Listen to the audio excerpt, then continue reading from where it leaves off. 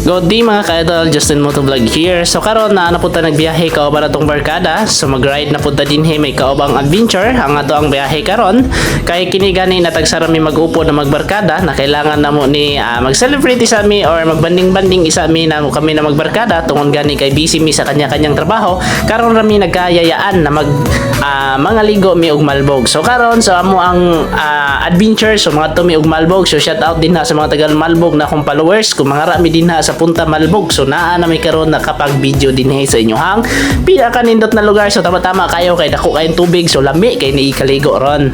So let's go. Dali na. Kuyogi kami sa among vlog diri karon. Sa kani mag-enjoy mo sa mo ang vlog dinhi karon or amo ang adventure dinhi sa Malbog. Dali na. Sana po ay mag-enjoy po kayo sa aming video dito sa barangay nyo.